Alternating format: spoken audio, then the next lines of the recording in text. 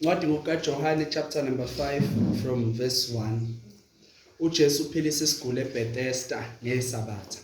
Emva kalokho kwakukhona umkhosi wabaJuda, uJesu wakhuphukela eJerusalema. Kukhona ke eJerusalema ngasesangweni lezimvu ichibi ekuthiwa ngesiHebheru iBethesda, linempheme eyisihlanu. Kwakulele kuyabagulayo abaningi kakhulu, izimpumputhe nezinyonga nabashwabeneyo belindele ukuzanyazanyiswa kwamanzi. Ngokuba ingelosi yayehla izikhathi ngezikhathi izamazamise amanzi. Kuthi lowo ongene kuqala emva kokuzanyazanyiswa kwamanzi asinde esifeni sakhe noma enasifosini. Kwakukhona lapho umuntu othile wayesegula iminyaka engama-38. uJesu embonelele azi ukuthi unesikhathi eside enjalo, wathi kuye, uyathanda ukusinda na? Ogulayo wamphendula wathi, Nkosi, anginamuntu okungifaka echibini nxa amanzi ezanyazanyiswa, kuthi ngiseza kwehle omunye phambi kwami. uJesu wathi kuye, sukuma uthabathe uhlaka lwakho uhambe. Wayesephila masinyane lowo muntu, wathabatha uhlaka lwakhe wahamba. Kwakuyisabatha ngalolo suku. Khona base bethi abaJuda kophelisiweyo yisabatha, akuvunyiwe uthwala uhlaka. Wabaphendula wathi, ongiphilisileyo nguyena othe kimi, thabatha uhlaka lwakho uhambe. Bambuza bathi, ngubani lowo muntu othe kuwe, thabatha uhlaka lwakho uhambe na? Kepha ophelisiweyo wayengazi ukuthi ungubani, ngokuba uJesu wayebukile lapho. Kukhona isixuku kuleyo ndawo. Emva kwalokho uJesu wamfumana ethempelini wathi kuye, ungabe usona funa wehlelwe ngokubi kunalokho. Wamuka lowo muntu watshela abaJuda ukuthi nguJesu omphilisileyo. Ngenxa yalokho abaJuda bamzingela uJesu ngokuba wakwenza lokho ngeSabatha. Kepha wabaphendula wathi, uBaba usebenza kuze kube manje, nami ngiyasebenza. Ngalokho sibongela umyeni. Amen.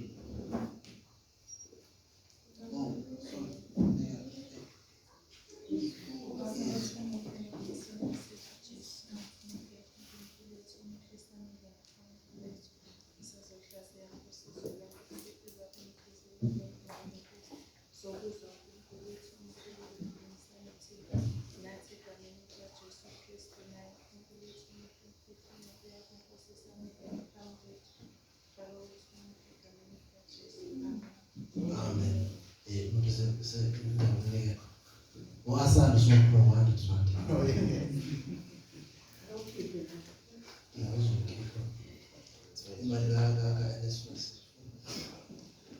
Now, uJohn chapter 2 sithola lapha ngomshado waseKhana la sithola khona ngesign yokuqala. Sithe bazalwane umehluko kwincwadi kaJohn nezinye incwadi ezintathu zamagospel, Matthew, Mark noLuke, ukuthi uJohn akabizi izimangaliso ngemangaliso kodwa ukuthi ama-signs. Now we continue, we notice that we talked about also last week about the last time, not last week, only last Sunday, ngendoda official noma isikhulu thizeni esasizile sizoxelela indodana yakhe ukuthi isinde. Now siyakhumbula ke ukuthi uJesu wayesekhuluma izwi ethi makahambe ngoba indodana yakhe isiphilile. Amen. Now today chapter 5 uqala again with a third sign of uPaulus thathu encwadini kaJohn. Why we call this, just to remind you, lama miracle noma lezi imangaliso ngamaPaul ukuthi njalo sifanele sifunde ukuthi uma kukhona eBhayibhelini la khona sitshelwa ngesimangaliso esenzwa uJesu, asimele sigcile kuleso simangaliso. Kumele sibheke ekutheni leso simangaliso sasisho ukuthini. Amen. Not just that seven excited bazalwane ukuthi abantu bavuka abantu basukuma. Because I always said it is very ukuthi ubeke umuntu izandla asinde ajike lapha angasindiswa. So kubalekile ukuthi siqonde ukuthi uJesu Kristu ngokwenza imanga nemangaliso wayezama ukuveza amandla ombuso wezulu so that abantu bazokholwa ukuthi impela uyindodana yomuntu. Amen. Now we know also the story ekubethelweni kaJesu kuthiwa ilanga lafiphala kwaba khona nembali kuthiwa laba ababona lokho basebethi bazolana impela lo kuyindodana. Now the signs are there ukuze abangakholwa bakholwe. Meaning umuntu okholwayo akasagcini kakhulu kuyimanga lemangaliso kodwa ugcina kubazalwane ezweni. Umuntu okholwa omeshona ekholeni umbona ngokugxila kakhulu ezweni. Now namhlanje ku chapter 5 we are told ukuthi uJesu waphindela eJerusalem because you remember last week a week before last week indoda ndini le official yayikade izwile ukuthi uJesu usebuyile eJerusalem. Now this week chapter 5 sizwa ukuthi uJesu wayekhuphukile futhi for omunye umcimbi, but unfortunately asitshelwa ukuthi lo mcimbi wawumayelana nani. Now uJesu mayefika eJerusalem kunendawana thizeni ekuthiwa kuse the gate of sheep. Now lapho ke makufika kuvalelwe izinkabi kuthiwa indoda lendoda ezothenga ezokuhlatshelo iqale kuleyo ndawo ekuthiwa kusegate kungasesangweni lezikabi. I don't know libe kanjani isizulu lapho.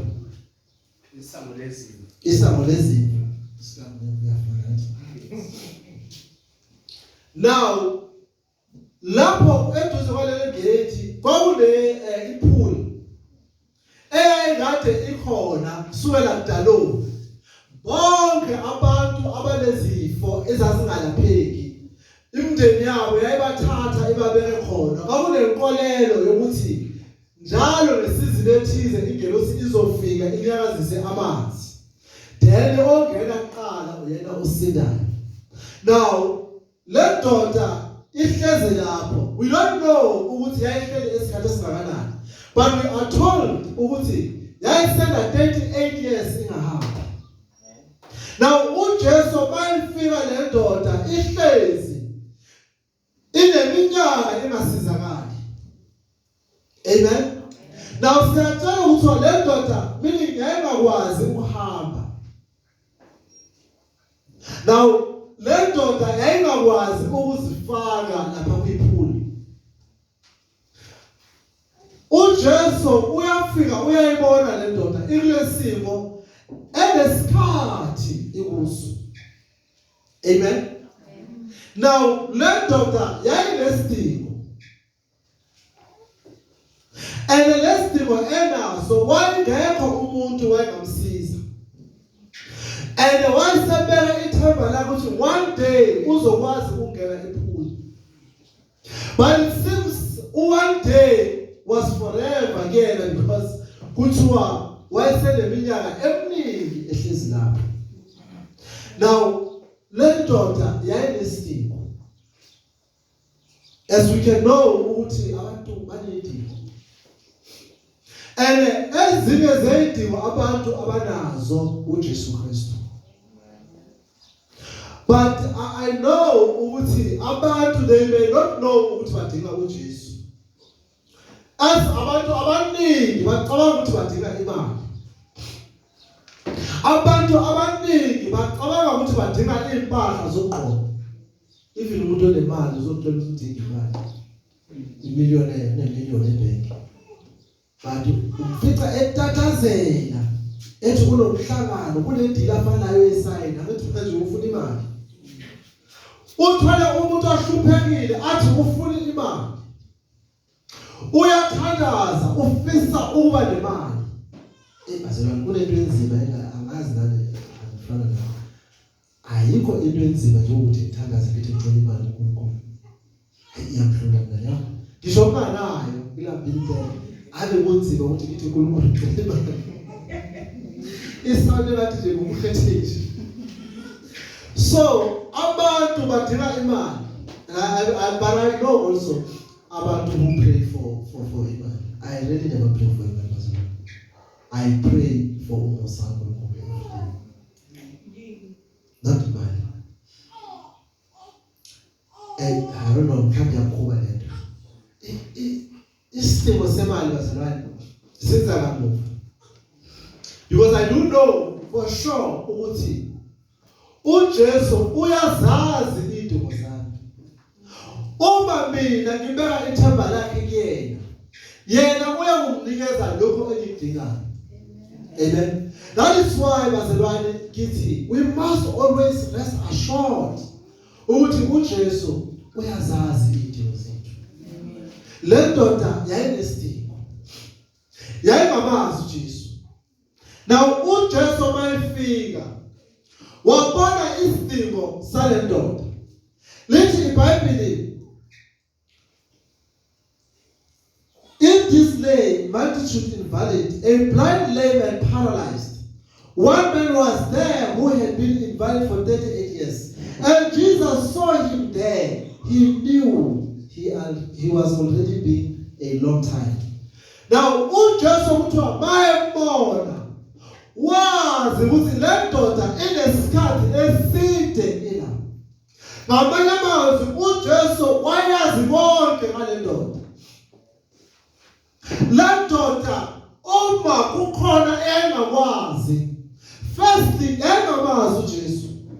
And in fact yayinazi ukuthi uJesu ukuthi uyazi ukuthi udingani. Amen. Now how do we know this? Le ndoda uma uJesu ebuza umbuzo uzwa ngendlela aphendula ngayo. When Jesus saw him like that, he knew ukuthi wayelapho isikhathi eside. And uthi yena ufuna ukusinda na. Amen. Now the question is direct. Lo mbuzo ufuna nje ukuthi yes or no. But angisoli le ndoda ngokuthi ingaphenduli ngo yes or no. Because amazi lo muntu ombuzayo. And futhi akazi ukuthi lo muntu ombuzayo unamandla okumsiza na. Yena uyibonela indoda enobusa enendaba nayo. But akazi ukuthi lo mbuzo mhlawumbe uzomsiza or cha. Now mayiphendula le ndoda ithi akekho umuntu omsizayo. Njalo uma amanzi enyakaziswa abanye bangena kuqala. Amen. Now you understand ukuthi lo muntu lo wayesetlisha for a good conversation ukuthi hayi at least le ndoda ixoxa nami. He was not aware ukuthi lo muntu omuza kahle solution. Now many people they don't know ukuthi badinga uKristu until they know ukuthi solution yabo uKristu. That is why abantu abaningi they can make our prayers are useless like pray for money. Because they think uJesu akazi ukuthi badinga imali. Abantu banenkinga, and when they address these issues, they address our issues abo kubantu wrong. They don't understand ukuthi uJesu uyawazi esidingayo. Jesus knows our needs. Amen. uJesu uyakwazi esidingayo. Ufuna ukusinda na? Amen. That is the question. Ufuna nikusindise. But again, this question is very, very technical and deep. uJesu uma ekhuluma ngensindiso or ukusinda ngale ndoda, le ndoda mhlawumbe somewhere somehow icabangela inyama yakhe. But uJesu uyabona ukuthi le ndoda ayiguli enyameni kuphela, but igula nasemoyeni. Amen. You see umuntu ogulayo bazalwane ugula nasemoyeni. The minute umuntu awusahambi manje aho ngabulwa ne-stress. Ungasabulana lokugula. Yazi baningi abaphula i-HIV safika la South Africa. Kuthiwa abantu abaningi nje bebula i-depression. The day udokotela ethi u-positive. Kuthiwa umuntu ahambe uyibulala or umuntu abulawa i-stress, depression. Now, not only abantu they sick in flesh, but abantu abantu they also seek spiritual. You know, just recently, Pastor Manyanga will complain. There is this young man who's 24-year-old who started sharing like with a doctorate. This young man who dies on Pastor. And then siyaqoqa kwazi uPastor usendela le ndoda bathi nami ngiyibona endabeni siyabuzana ukuthi indoda encane kangaka enemfundo enhle kangaka why iopta ukwenza into ezofaka enkingeni.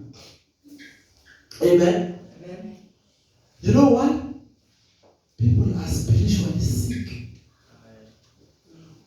Pastor Ron, can you go university for 7 years to be a doctor? And then we must be busy.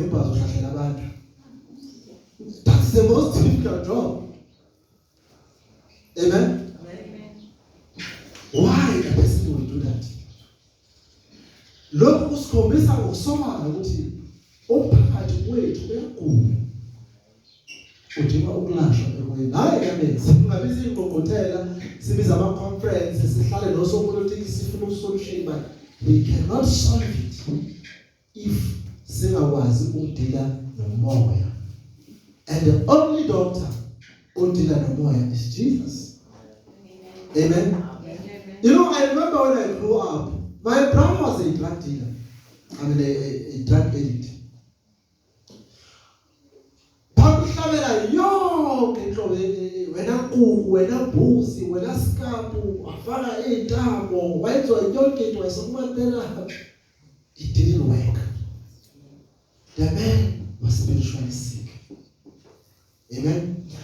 And there's something. Why umntwana womzalwane? Abazalwane abaningi, they struggle when they face our challenges. They then banyanyole ebusuku bese ingane zabo endaweni ethize. And then that's when you realize ukuthi kwayena lo mzalwane akasindisiwe. He is sick spiritually. Now let daughter naye bayibona uJesu yayicabangela inyama yakhe ukuthi oh uJesu uzongisiza. And then uthi ayikho umuntu omfana because yena into ayazi ukuthola sida hapha. Amen. Abantu, they don't understand. Our sickness of flesh are as a result of sin. Now, why I'm saying that, you will notice what it. Uma ufunda incwadi yeRevelation, ifundisa something very nice. Ithi uma sesingale lithi indawo la kuzobe kungasekho khona ukufa. La kuzobe kungasekho khona ukugula. La kuzobe kungasekho khona indlala. Mina zonke lezi zinto zikhona because we are sinful people. But uma izono zethu sezisusiwe ngoba lithi mayivela siyofana naye. Uma sesifana naye asizi ukugula enyameni. So basingaguli enyameni meaning sizobe sesi free from isono. So this man why gula enyameni simply because he was spiritually sick. Amen. Now, one will ask me a question with the do you mean God they are spiritually sick? I will say yes. Because you will notice ukuthi la sifunda khona njalo labantu babemukela izwi laKristu bayasinda enyameni nasemoyeni. Amen. Now we have noticed that indoda le is official. Lithi iBhayibheli wakholwa emazwini kaKristu. Then indodana yakhe yasinda immediately. Now uJesu akahambanga wayonyanga inyama yale ndoda indodana yakhe. But kuthiwa wakhuluma izwi. But notice what Jesus said. Lithi iBhayibheli wathi ngoba awuyiboni imanga lebanganiso abekho ukholo yini na. Meaning uJesu wathi just because you don't see me ngidila lenyama particularly in a particular way meaning awuzukholwa. That is why namhlanje ababandla abaningi they have a problem. They try too hard to heal the flesh. But abantu after basindiswe inyama baqhubeka bayona futhi.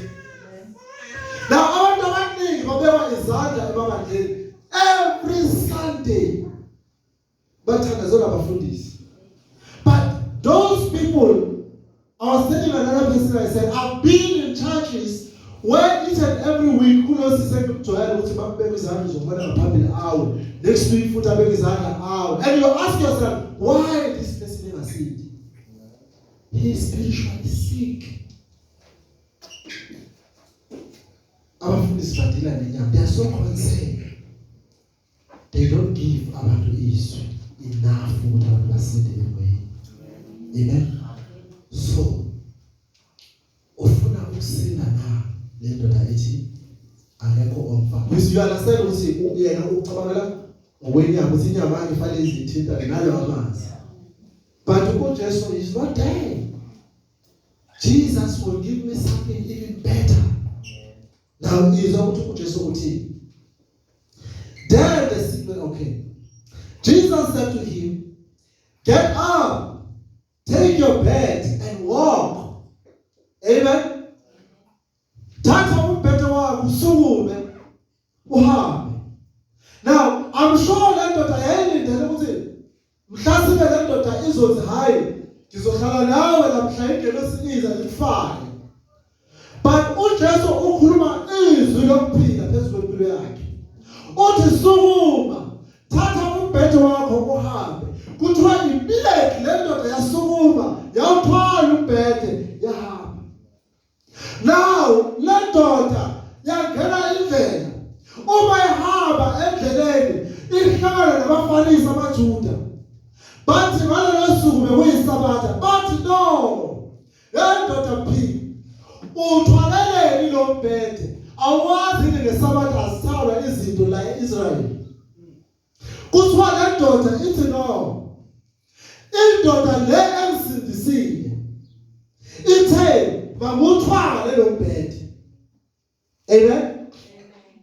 I wonder abaSunday Adventist nalabo abanye abantu sabatha because bahlezi besigxeka bethi thina sabatha. Now I know ukuthi bona le ndoda le esindisile ithi asokhuleka ngesabatha. Amen. Now amaJuda babona indoda abayaziyo, I assume bebeyazi.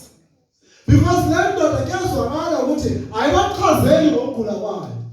Ithi lo omsindisile meaning bayabona ukuthi lo muntu siyamazi lo. But asinandaba lokuthi usindile. Why ethwala umbhede ngesonto? But uma ebaphendula uthi lo omsindisile uthe hayi ngamanye amazwi izwi la ndoda emsindisile, meaning le ndoda yabathela izwi likaJesu Kristu ukuthi lithi amen. Now le ndoda yathwala umbhede. Now who is the man? Ubani le ndoda esindisile? Kuthiwa le ndoda ayinazi uJesu. Now how many Christians abahamba bayebandleni bafike babekwe izandla basinde kodwa bagcine bengazalanga noJesu? Bangaki abazelwane abathula ubufakazi ukuthi ngingene ngewheelchair ngaphuma ngiqulile but bengamazi uJesu? This man wasindile enyameni, but he did not know Jesus. Ubani okusindisile? There are many Christians in the church. If you can, we can ask about who is Jesus. They will never tell you. Who is Jesus? Who is Jesus? Who is Akona? Who will be 38 years later? So good. I was also doing it. They can't tell you, but they always hear the song. Amen. One uBarnabas was wanting if you lose abafundisi abanye yokuthi ubani uJesu. They don't know. Amen. They don't know. Le ndoda naye yayisindisiwe. Ithwele umbhede but ayamazi umuntu esindisiwe. And then abaFarisi were not happy ukuthi le ndoda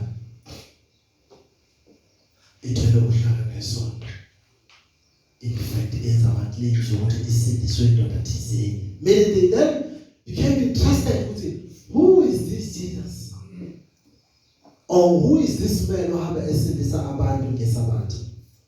Because umthetho awuvumi. Amen. Now let's the Bible. Dan le ndoda yahamba etempelini. But you must also understand. For 38 years le ndoda ayikaze iyokhonza. Yayihlala ngemuva kwesonto. He was never far from the church. Wayehlala egate lesonto. But engakwazi ukuyidlulisa.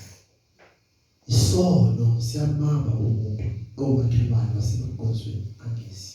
If you don't know bazalwane umzalwane balakizi inkonzweni. The sin can make disturb people ukuthi beze enkonzweni. But this man, let my sisindisiwe, he went to the church. Amen. Now we notice that uJesu wasazi isidingo sale ndoda. Wayisindisa le ndoda. Amen. But the thing is, the results are incredible. Le ndoda wayisindile for the first time in 38 years. We are esontweni. Amen. Amandla eYeswini kaJesu Kristu ashintsha impilo yendoda. Now mayifika esontweni, then uhlangana noJesu. Because bazalwane ayikho indawo la uzohlangana naye ngaphandle kwala edukiswa khona. You can't go to eternal with Jesus. This man went to church.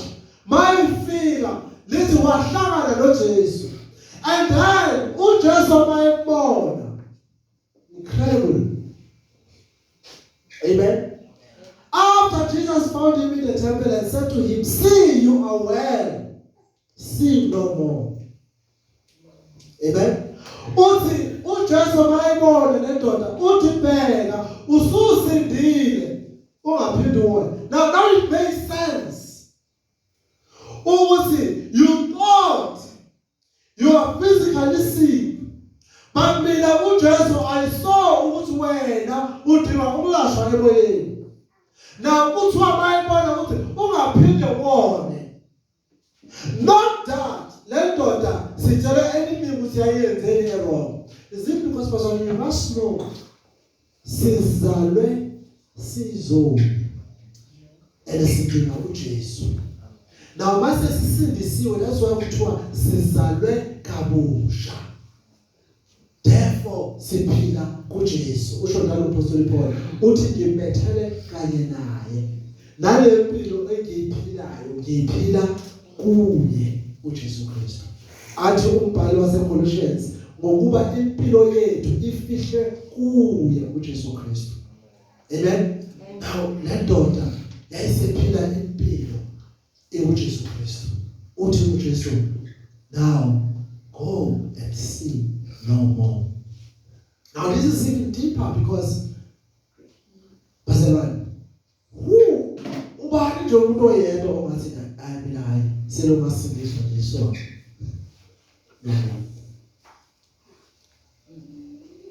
Who can say that? Now I know one man who will never understand who Jesus is, Peter. There are two occasions now Peter has a statement this is difficult.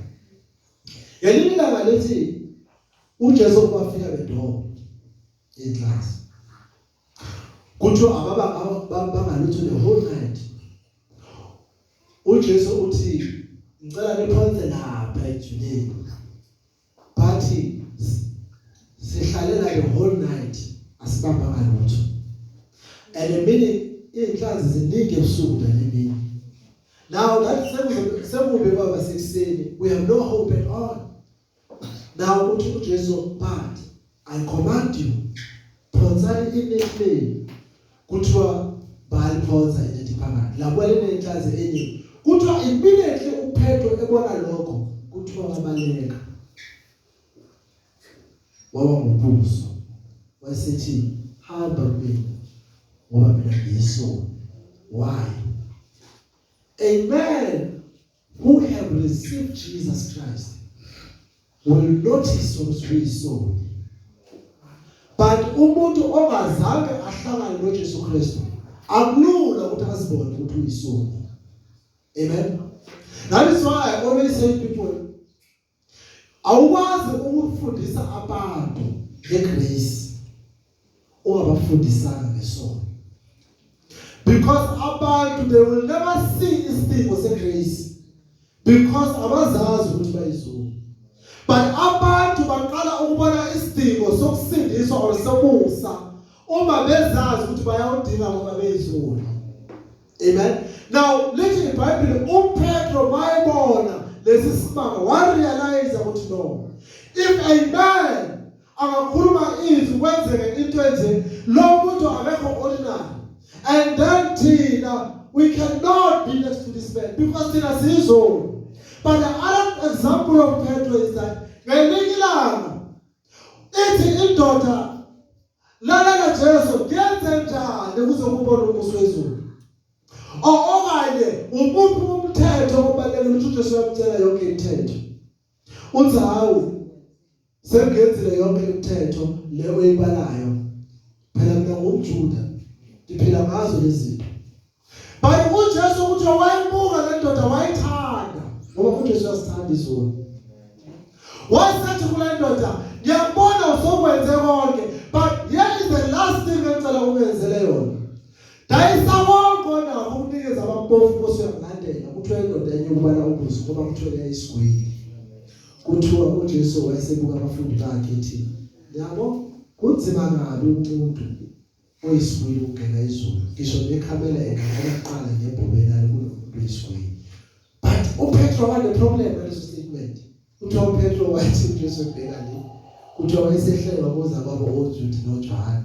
Wathi kunzima phela ukungena ezulwini ngoba nozongena bakuthi.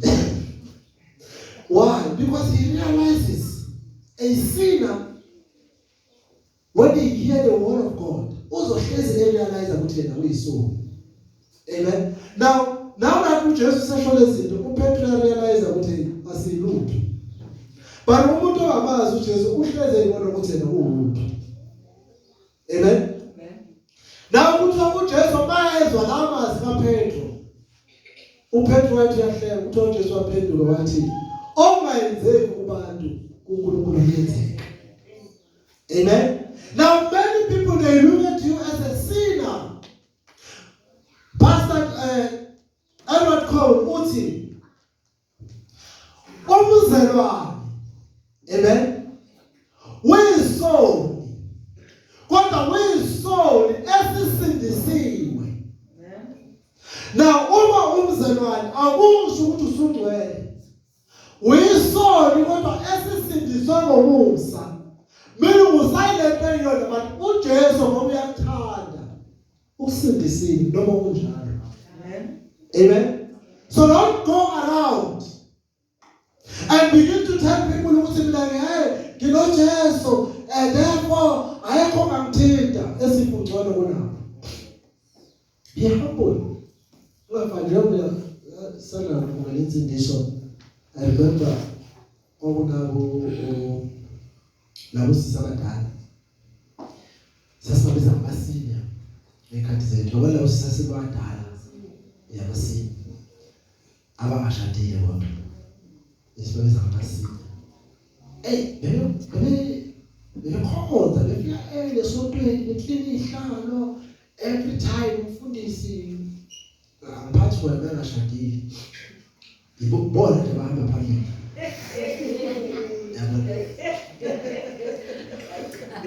So inkinga ingakho ngashada kuqala. Babalekile inkinga. It's not wrong bazalwane uma usise ngashadile ezisondeza. Ngiyabanga bazalwane. Ngoba abethi no mama unawo watshela uRuth ukuthi asondeze kuBoaz. Akukho lokho bazalwane. Asikayenze ingane sisiboxe ingane basifuna ushada abantu sifuna into embi. Sifuna into enhle bazalwane. Nisondele abantu abamani ubhuti osindisiwe. Ningabe nisuka zonke indawo la nisondele nje. Zona inkinga. Nisondele ningabe nenkinga. Nimlingelele ngesizotha. Yabona. Bakuphomoza ukuthi umuntu ngiyathonja. Ningathonja kodwa nisondele. Maye shoshile, maye masho futhi alibonga igama likaJesu. Amen. So that was the issue. Ngalabo sisi babe sondela sabona thina uthi hayi impela nje basondela umfundisi hayi ne-worship ngayenza umfundisi ubhizi they were available kwakuhle bangabeshekhosi besiza ingxoxo kaNkulunkulu but kunabo mama abadala abahlala begade ukuthi umfundisi akaphazamiseki ngoba phela hlezi umfundisi alimali le nto akasesondela ngamandla kakhulu adlala ikhulu hayi awungena kanjani ethi ngimfundisi ingane yami basiza omama ngoba bayabona ukuthi hayi but ngizokutshela enye into ngalabo sisi labo bebethanda ukuthi babefakaza njalo hayi mina akunankinga njengoba banandoda ngishade noJesu eqamba manga. You understand? And they were even doing something very, very evil. Evil end was like, but discourage leli ngane isancane. Hayi, mama nandoda uma benenkinga, noma benenkinga, mama nandoda. Uthandaze, uNkulunkulu ayilethe. Oh, that's like asika spiritualize into spiritualize. Mama nayo, bambala lo Apostle Paul wayesholela ukuthi bambala abantu abakwazi ukuphila ngabodwa. Isiphiwo lesesingandele bani. Ungazosola ukuthi usingile but ebusuku uyanyonyoba. Ungena endlini ethisi. But usola ukuthi usingile. Hayi bazalwane ngishade noJesu amthintisi but ebusuku ugqoka amakhosi usithelakala. Amen.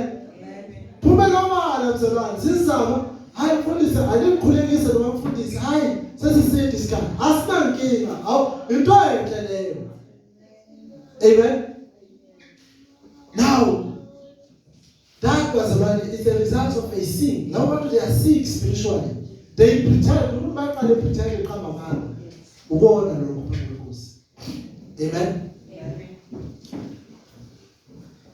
But this man, he was asked, sin no more. But I love the following step. Ujesu uthi yeah. Uthi sin no more, that nothing worse may happen to you.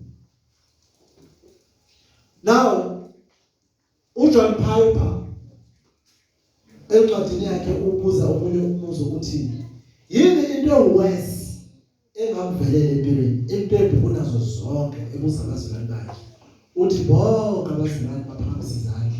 Hayi, ushonela ingane yakho umama, obaba, ushonela unkosikazi wakho, omunye hayi ukulahlekelwa umsebenzi. You understand? Bacabanga ukuthi ukulahlekelwa umsebenzi is a wasting. Abanye bacabanga ukuthi ukulahlekelwa ingane is a wasting. Abanye bacabanga ukuthi ukushonela umyeni is a wasting. But John Piper said, no.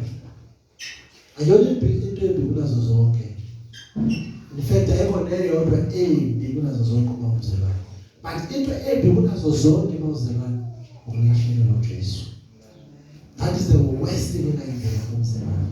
Uma ungalahlekelwa umyeni, ukhona uMduduzo uJesu Kristu.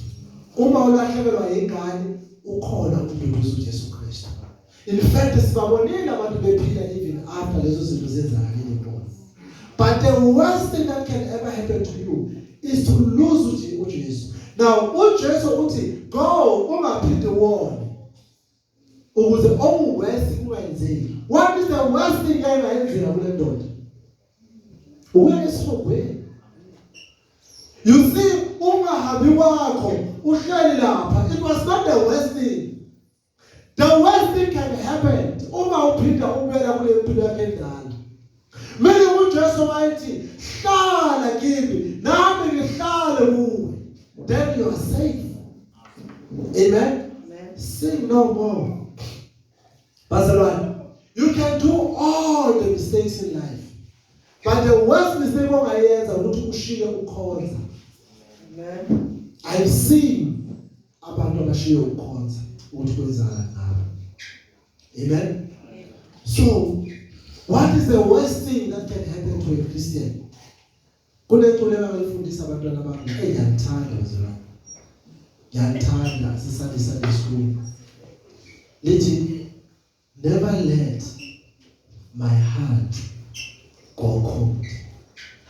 Meaning, unganyekeleli ukuthi ngibale kwivangeli.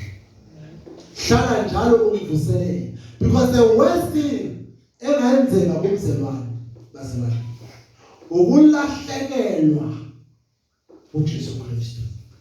Now, le ndoda mayizwa namazwi, amen.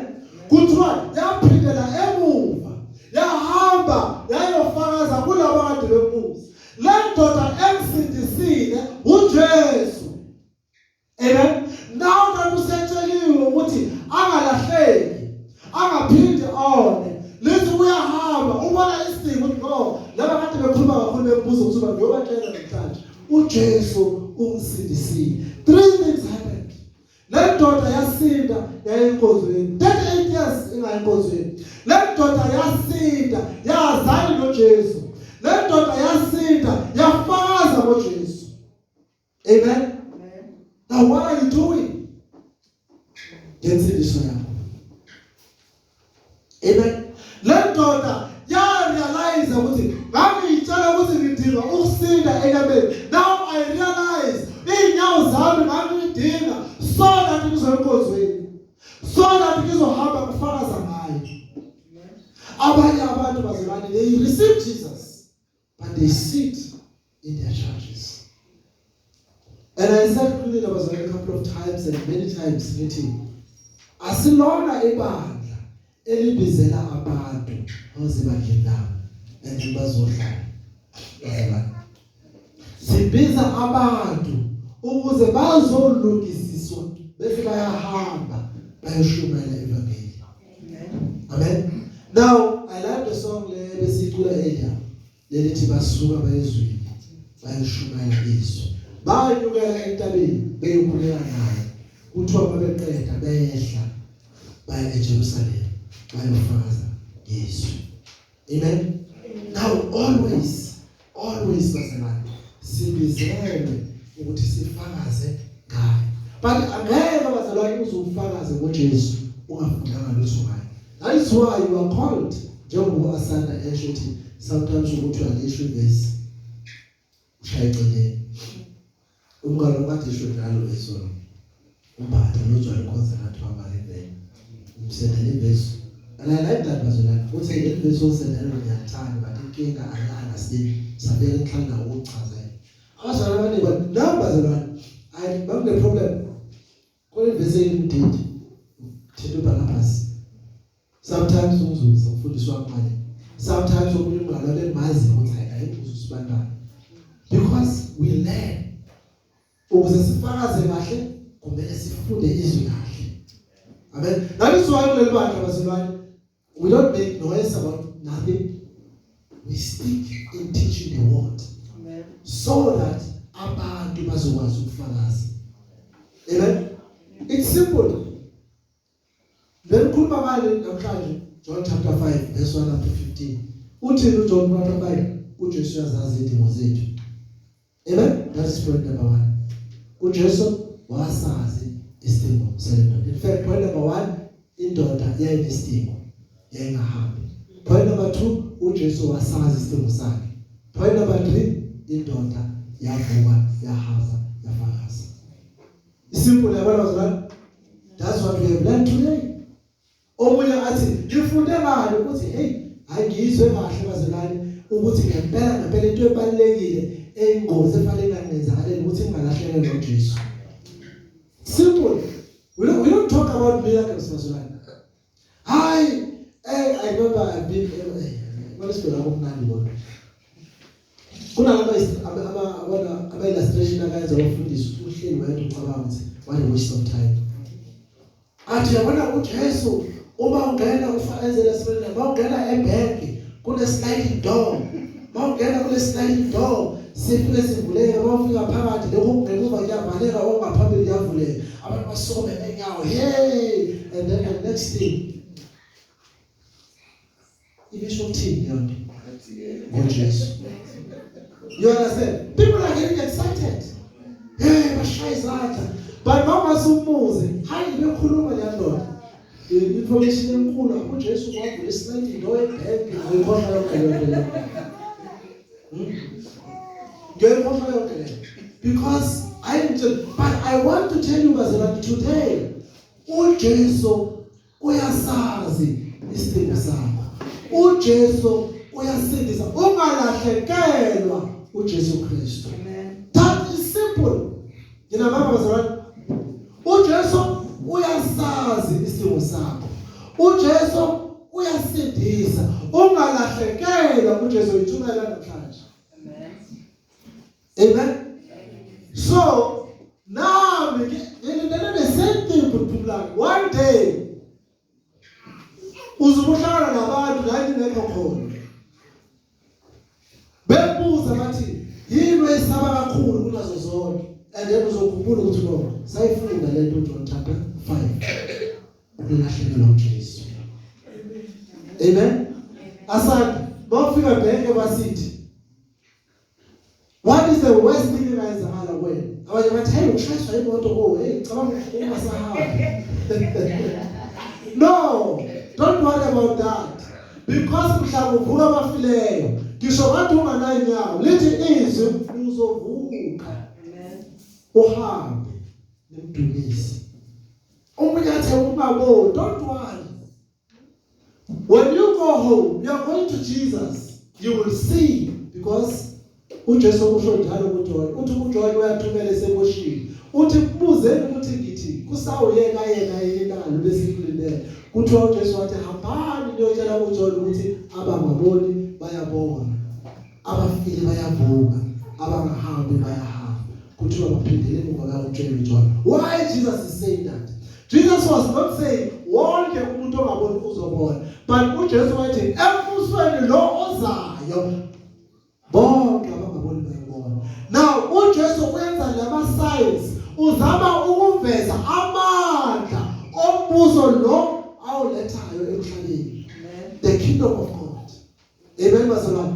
The signs. That's why uJohn said these are the signs are not just miracles. They show us what it will be like in the kingdom of God. Athi uJohn besebhale encwadini ethi for ukufa kuyobasekho ukugula kuyobasekho izifo ziyobasekho inhlupheko yobasekho. Why? Kasindisiwe izono zabo zigeziwe ngegazi levalo. They sin no more uthi isono siyobasekho. That's why Apostle Paul lapha kuRomans uthi ngokuba isono umthetho wesono and ukufa kwaba results esono even ukugula kwaba results ani esono. But we've got Jesus the healer. Amen. Who can take away our sins. Now I like it closely Apostle of Hebrew uthi baba bethu oAbraham babe nezithembiso abebezibhekile kuNkulunkulu. Lithi iBhayibheli noma sebeguga amen zingayenzeki lezithembiso baba nesiqiniseko ukuthi lezi zithembiso bazoyithola. And realize ukuthi no, the reason why lezi zithembiso singayitholi ingoba sisezweni elirong. Uma sifika ezweni lethu siyawithola siphindaphindiwe. And then uthi umbhali baqinise ngababona ukuthi no singabafokazi nabafokaza ngakule lizwe. Mina bazalwane kunezinto ezongayenzeki la emhlabeni. Athi uApostle Paul athi nami I wanted something ukuthi yenzeke yamanze uthi phela nganileva enyameni. Uthi ngakhuleka 3 times. Uthi kodwa impendulo yakhe wathi uNkulunkulu kimi no iva ngeke ngilisuse kimi ngoba umusa wami ukwanele. Amen. You can live by the pain in this world as long as you hope yokuthi mawufika ngale everything will be fine. That is why perhaps igospel yethu ayizwakali kahle. Abantu bashumana igospel limited ezweni kodwa ayibalideli abantu ngale. That is why abafundisi they will put their effort in telling people about cars and houses because they lack isambulo so ukuthi leli vangeli lethu alipheleli la. Amen. Now that when we preach the gospel we must always now you notice even in this pool kuthiwa kwakunabantu abaningi abebegula but uJesu wasindisa oyedwa. Mina ngakuna wonke umuntu ozosindiswa bazalwane abelozosinde ekuguleni kwakhe. But yini into ezokuqinisa ekuguleni kwakho ukuthi uqhubekele phambili because uyazi ukuthi uma sifika ngale uzohlatshelelwa. Hallelujah. Amen. And akukho ukufa indlela ayikho kanye nokuhlupheka kube ngasekho. Amen bazalwane. Go and seek no more. Ukuze the worst thing engayenza ukuthi lento esikhuluma ngayo ezulu ungayiboni. That is the worst thing that can happen to you. Imagine you spend the rest of your life in the church. Then at the end of the day you don't go home. That is the worst thing. Sin no more. Bazalwane, you are called nibizelwe ekulungeni, nibizelwe ebugcileni bakhe. Elwani, in fact, ibalekelani isono. Amen. Ukuze into ewes ingayenzeki. Amen.